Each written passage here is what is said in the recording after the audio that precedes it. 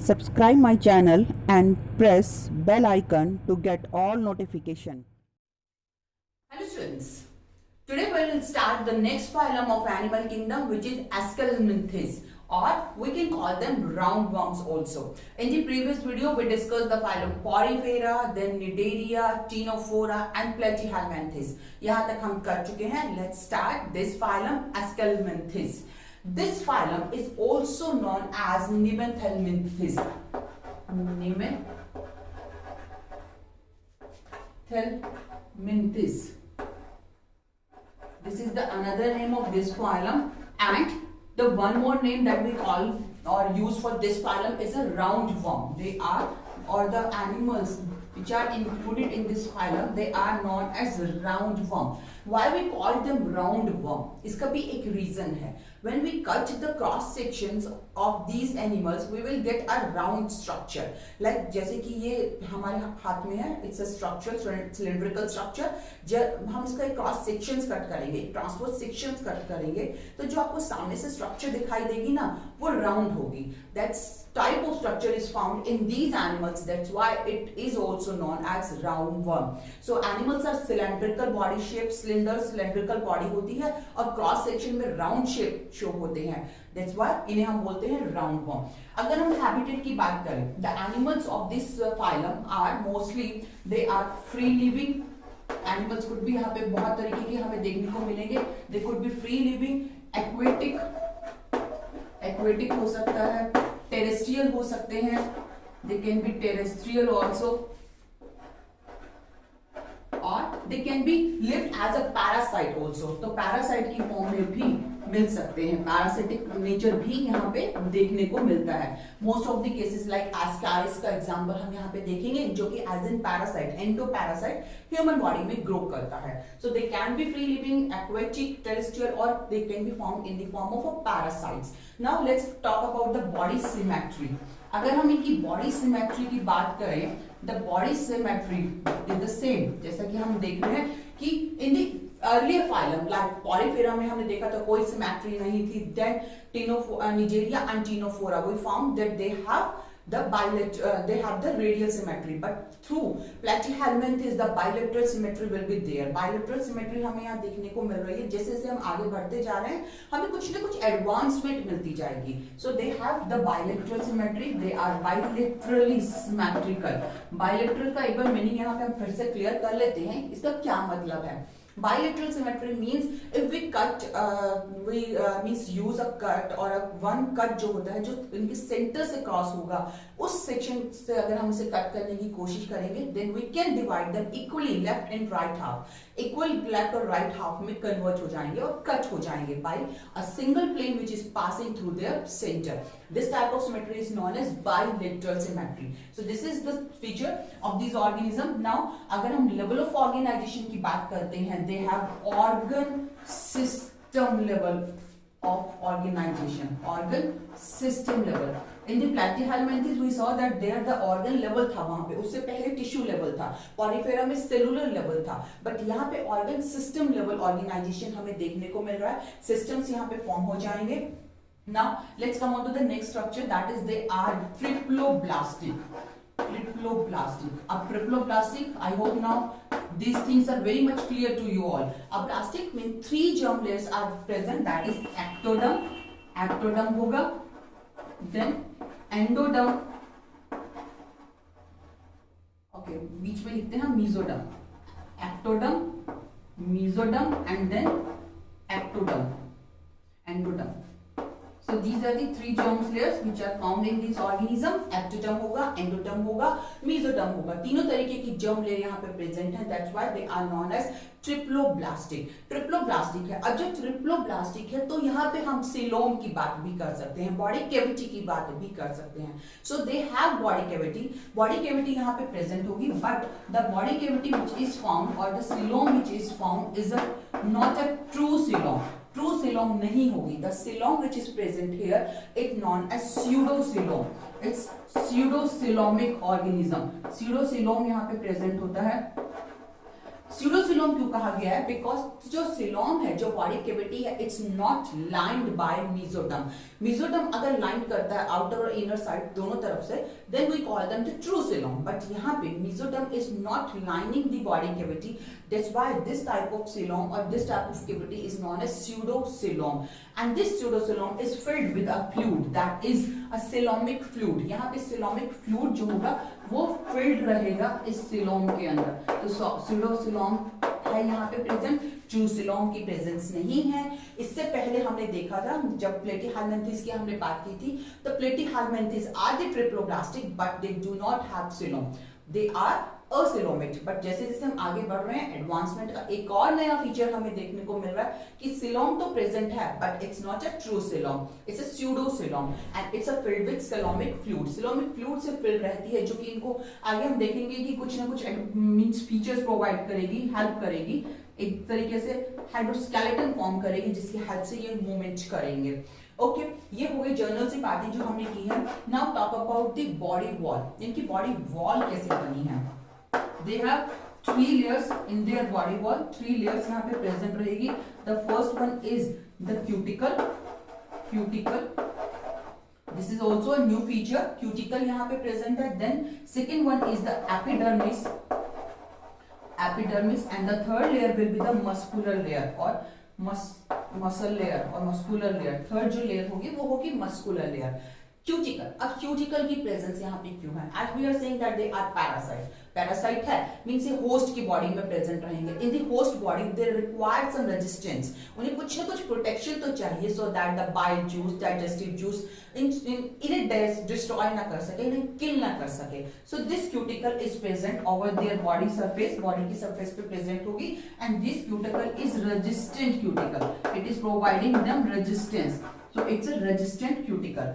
Now, epidermis, the second layer of their body wall. This epidermis is a syncytial type of structure. It's a syncytial structure यहाँ पे present होगी epidermis में. Syncytial जैसे कि हम पहले भी पढ़ चुके हैं, syncytial का मतलब होता है मल्टी न्यूक्लिएटेड. लाइक अगर एक सेल है and this one is the another cell, but in between both of these two cells the cell wall is not clearly defined. और जो पार्टीशन है दोनों सेल्स के बीच का वो clearly defined अगर नहीं होता ना, तो एक स्ट्रक्चर जो फॉर्म होती है वो एक मल्टी न्यूक्लिएटेड स्ट्रक्चर फॉर्म होगी. और in simple language you can say that structure which has many nucleus. In the case of animal we call them syncytial. So it's a multi-nucleate structure. Multi-nucleate structure होगी, बहुत सारे nucleus यहाँ पे present होंगे. Now third layer की अगर हम बात करते हैं, that is a muscular layer. In the muscular layer, the muscles which are found in these organisms, in these roundworms, these muscles are longitudinal muscles. तो जो muscles होंगी वो सिर्फ एक ही तरीके की हैं और वो कौन सी हैं? These are the longitudinal muscles. They have longitudinal muscles. Circular muscles भी देखेंगे हम आगे के फाइलम में जब हम मूव करेंगे. यहाँ पे सर्कुलर मसल्स प्रेजेंट नहीं है. They have only one type of muscles which is longitudinal muscles. एक बार देखते हैं अभी तक हमने क्या किया है. हैबिटेट की बात करें, free living, aquatic, terrestrial, parasitic, हर किसी फॉर्म में मिल रहे हैं. They are bilaterally symmetrical, triploblastic है, organ system level of organization है. Coelom is present there but it's not a true coelom. This type of coelom is known as pseudocoelom and this pseudocoelom is filled with coelomic fluid. Body wall की बात करें, they have 3 layers, the cuticle, epidermis and the muscular layer. Epidermis जो है it is syncytial, that is the important point that should be keep remember you. आपको ये ध्यान रखना चाहिए. क्यूटिकल की अगर हम बात करें, this cuticle is a resistant layer जो एक स्पेशल प्रोटीन से बनी हुई है which is providing them resistance according to the digestive enzymes which are secreted by the host. जिस होस्ट की बॉडी में रह रहे हैं वहां पे रेजिस्टेंस देने के लिए क्यूटिकल प्रेजेंट है. ओके, एपिडर्मिस हो गया. मस्कुलर लेयर, मस्कुलर लेयर की अगर हम बात करते हैं, they have only longitudinal muscles in their body. Circular muscles are not found. तो ये हमने कुछ कैरेक्टरिस्टिक्स यहाँ पे डिस्कस कर लिए. Now let's come on to the another characteristics. See about their digestive system. तो अब हम बात करते हैं इनके डाइजेस्टिव सिस्टम की. डाइजेस्टिव सिस्टम अगर देखा जाए, it's a complete digestive system. Complete digestive system है. कंप्लीट मतलब जैसा हमने पहले के फाइलम्स में देखा था कि या तो माउथ प्रेजेंट है, एनएस प्रेजेंट ही नहीं है. Mouth is working as an taking food and excretion also or releasing the undigested food. तो माउथ और एनस का काम एक ही स्ट्रक्चर के थ्रू किया जा रहा था, but here they have a complete digestive system. Complete digestive system है जिसके अंदर माउथ भी प्रेजेंट है. They have mouth, then they have muscular pharynx. Muscular pharynx, एक फैरिंग्स स्ट्रक्चर यहाँ पे प्रेजेंट रहेगी. And they have anus also. End point जो होगा जहां से अनडाइजेस्टेड फूड बाहर रिलीज किया जाएगा, that is anus. So they have anus also. This type of digestive system is known as complete digestive system. जो एलिमेंट्री कैनाल फॉर्म कर रहे हैं, that is the straight alimentary canal will be present in this organism. So this is about their digestive system. Respiratory system की अगर हम बात करें, respiratory system यहाँ पे कोई भी एक well developed respiratory system present नहीं है. These are the organisms which are living in the body of the host most of the. तो जहां पे जिस भी एनवायरमेंट में रह रहे हैं, जिस कंडीशंस में रह रहे हैं, वहीं पे ये बॉडी सरफेस के थ्रू ही रेस्पिरेशन करेंगे. सो गैसेस एक्सचेंज जो हो रहा है, हम कह सकते हैं respiratory system is not present, it's absent, and they are doing और exchanges their gases through their body surface. So body surface is used for gases exchange. Gas exchange जो होगा वो बॉडी सरफेस के थ्रू ही हो रहा है. Okay, now circulatory system. Respiratory system की हमने बात कर ली है. Now let's come on to the circulatory system. अब सर्कुलेटरी सिस्टम में देखते हैं कि क्या चीज ऐसी है. They have no circulatory system at all. So circulatory system भी यहाँ पे प्रेजेंट नहीं है. It's not present in these organisms. Again, जरूरत ही नहीं है सर्कुलेटरी सिस्टम की. They are parasitic and they are taking partially digested food जो डायरेक्टली अब्जॉर्ब हो जाएगा बॉडी के अंदर. गैसेस एक्सचेंज जो है वो बॉडी सरफेस के थ्रू हो रहा है, तो सर्कुलेटरी सिस्टम की इन्हें जरूरत ही नहीं है. That's why the circulatory system is not present here. Okay, now excretory system की अगर हम बात करते हैं, excretory system. Excretion, they have some specific H-shaped cells. यहाँ पे H-shaped की cells मिलती हैं in some organisms of this phylum, and these H-shaped cells work as an excretion and for osmoregulation. दोनों ही functions perform होंगे. That's both of the functions are very important. They are used for the excretion as well as for osmoregulation. अगर आपको याद हो, in the previous phylum that is the Aschelmenthis, वहां पे भी हमने देखा था कि कुछ स्पेशल स्ट्रक्चर प्रेजेंट थी for excretion and osmoregulation. I hope you remember the name of this structure, that is the flame cells. So flame cells were found into the Aschelmenthis, but here these H-shaped structure जो present होती हैं, that are known as rennet cells. These are present in this phylum for excretion and osmoregulation. Now skeleton की अगर हम बात करें, skeletal system, तो skeletal system जो है एक नो मिनरलाइज्ड skeletal system मींस यहाँ पे कोई भी कैल्शियम कार्बोनेट या सिलिका का बना हुआ skeletal system प्रेजेंट नहीं है. Skeletal system is made up of a fluid, and that is the coelomic fluid, and this type of skeletal system is known as hydroskeleton. तो जो बॉडी फ्लूइड है उसी का प्रेशर ही ना इन ऑर्गेनिज्म को move करवाने में, आगे की तरफ मूव करवाने में हेल्प करता है. So this is about the skeletal system. Now let's come on to the nervous system. देखिए यहाँ पे आने पे हमने अब सिस्टम्स के बारे में बात करनी शुरू कर दी है ना अच्छे से, because they have organ system level of organization. Okay, nervous system की अगर हम बात करें, they have cerebral ganglia. Ganglias क्या होते हैं? Ganglias represent their brain. यहाँ पे ब्रेन जैसे स्ट्रक्चर प्रेजेंट नहीं है, but the cell bodies they represent the ganglions. Cell bodies जो होती हैं कंबाइन, उन्हीं को हम गैंग्लिया बोल देते हैं. तो ये जो गैंग्लियंस हैं, these ganglias are they work as a brain. तो they have cerebral ganglias. Cerebral ganglia यहाँ पे प्रेजेंट है इन ऑर्गेनिज्म के अंदर, and they have circumcentric nerve rings. Circumcentric nerve rings मतलब एक रिंग शेप के अंदर नर्व रिंग्स प्रेजेंट रहती हैं, और साथ में एंटीरियर एंड पोस्टीरियर नर्व्स भी प्रेजेंट है. So we can say that they have cerebral ganglias are present there, and they have circumcentric nerve rings.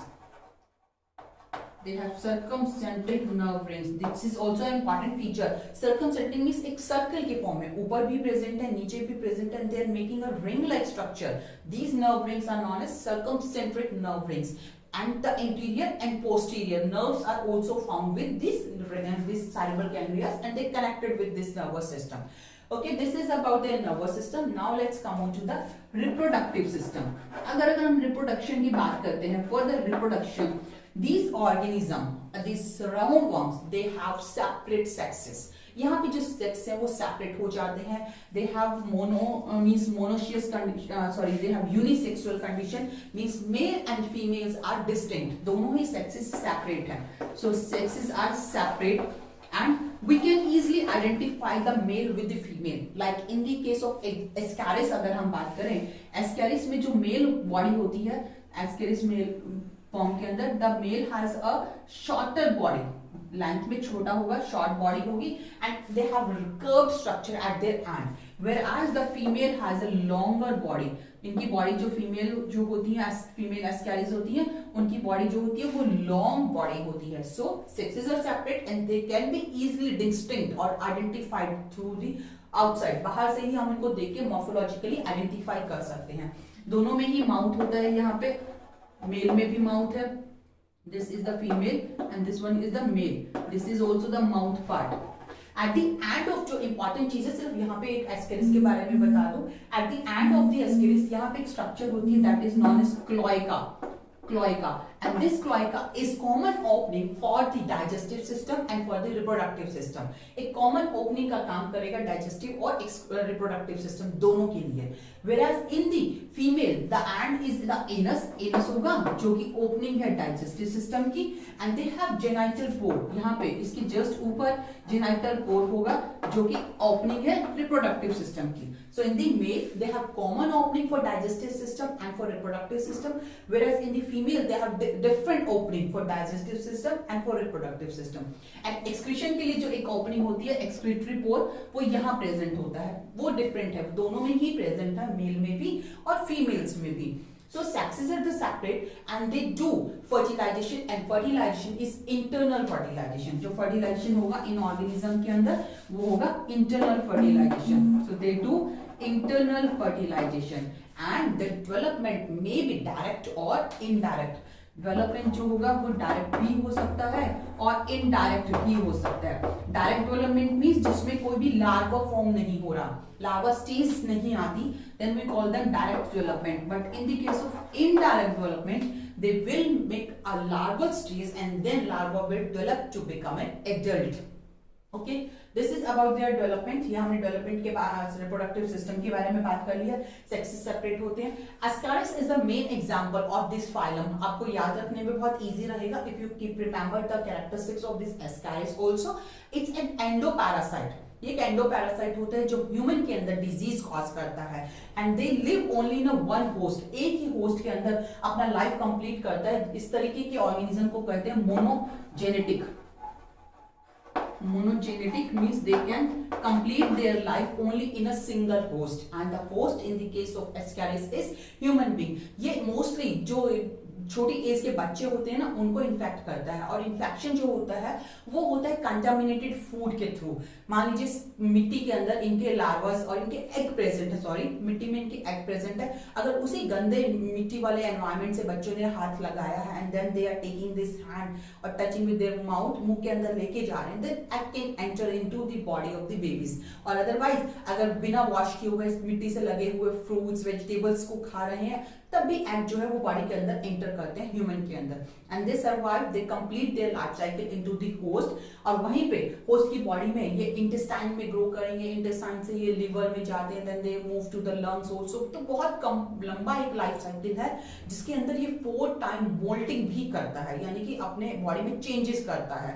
That complete life cycle is completed into the single host और this is the human being. तो ये human being के अंदर ही अपनी सारी life complete करेगा and it's causes in disease which is known as ascariasis. And this disease is caused only in the human being, ascariasis. तो बहुत बार ऐसा होता है कि इंटेस्टाइन में ये रह के इतने नंबर में इंक्रीज हो जाते हैं and they create some problem in the digestive system like pain और दैट डायरिया रिलेटेड. तो ये प्रॉब्लम्स क्रिएट करते हैं and this disease known as ascariasis disease. So this is the one example of this phylum, Aschelmenthis, or the example of roundworm. Another example, you can add the Vauchereria. Vauchereria is Boucheria bonecrafti is inferior worm which causes elephantiasis disease. Elephantiasis disease के बारे में आपने पिछली classes में भी पढ़ा हुआ है. It's a disease in which the lymphatic vessels get blocked. जब lymphatic system block हो जाता है, lymph accumulate हो जाता है, palm जो होता है वो बहुत बड़ा हो जाता है, and this disease is known as elephantiasis. It is also caused by the roundworm, that is Boucheria bonecrafti. Third example that we can include is encyclostoma, that also known as hookworm. So these are the some common example of this phylum. The most important characteristic feature which we should keep remember is that they have pseudocoelom. They are triploblastic, but they have pseudocoelom. They have organ system level of organization. They have complete digestive system is complete, जो कि characteristic feature हमें यहाँ पे देखने को मिला है. Nervous system भी यहाँ पे प्रेजेंट है, हाइड्रोस्केलेटन यहाँ पे प्रेजेंट मिलता है, and they live into the parasitic form in different organisms. So this is all about this phylum Aschelmenthis. In the next video, we'll discuss about the next phylum, which is annelids. So keep watching, keep studying, and keep learning.